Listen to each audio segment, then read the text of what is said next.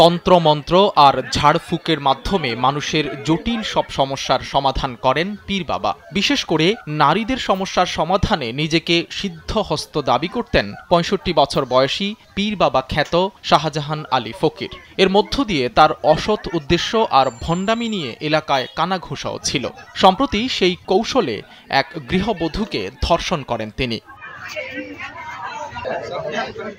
অন্য অনেকের মতো পীর বাবা শাহজাহান আলী ফকিরকে বিশ্বাস করে স্ত্রীকে নিয়ে তার কাছে গিয়েছিলেন দিনমজুর মোহাম্মদ রাজু। পীর বাবাকে দাদু বলে সম্বোধন করতেন তিনি। সেখানে পৌঁছার পর রাজুর স্ত্রীকে থেকে যেতে বলেন পীর বাবা। সরল মনে স্ত্রীকে রেখে চলে আসেন রাজু।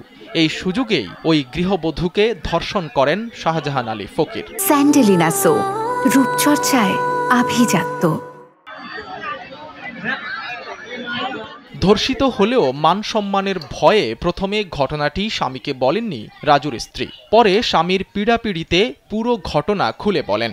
সব শুনে ক্ষুব্ধ হন রাজু এবং কথিত পীর বাবাকে হত্যা করার পরিকল্পনা করেন। সেই পরিকল্পনা অনুযায়ী রাতের অন্ধকারে পীর বাবার ঘরে গিয়ে ধর্ষণের ঘটনার বিষয়ে জানতে চান। এ নিয়ে তর্কাতর্কির এক পর্যায়ে পীর বাবাকে জবাই করে হত্যা করেন রাজু।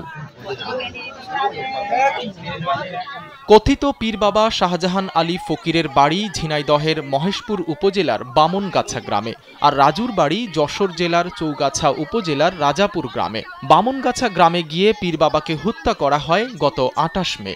হত্যার কয়েকদিন পরও এর রহস্য উদ্ঘাটন করা সম্ভব হচ্ছিল না। অবশেষে ৫ জুন রাজুকে গ্রেফতার করার পর বেরিয়ে আসে সব তথ্য। হত্যাকাণ্ডের পর শাহজাহান আলী ফকিরের মেয়ে মহেশপুর থানায় মামলা দায়ের করেন। এরপর তথ্য প্রযুক্তির মাধ্যমে রাজুকে গ্রেফতার করে পুলিশ। সেখানে জিজ্ঞাসাবাদে পীর বাবাকে খুন করার কথা স্বীকার করেছেন আসামি রাজু। পরে আদালতেও এ ব্যাপারে জবানবন্দি দিয়েছেন। এখন সে আটক হয়ে গেছে, 164 হয়ে গেছে। পিএম রিপোর্ট পাইলে মামলা সাক্ষীত হবে।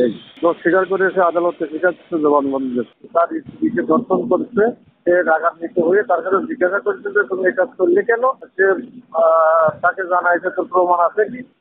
তখন সে রাগান্বিত হয়ে তার জবাই করে। কথিত পীর বাবা শাহজাহান আলী ফকিরকে হত্যার ব্যাপারে এলাকাবাসীর মধ্যে মিশ্র প্রতিক্রিয়া লক্ষ্য করা গেছে। ধর্ষণের ঘটনার নিন্দা জানালেও অনেকেই আইন নিজের হাতে তুলে নিয়ে হত্যাকাণ্ড ঘটানোর সমালোচনা করেছেন। সাইদ রহমান, কালবেলা।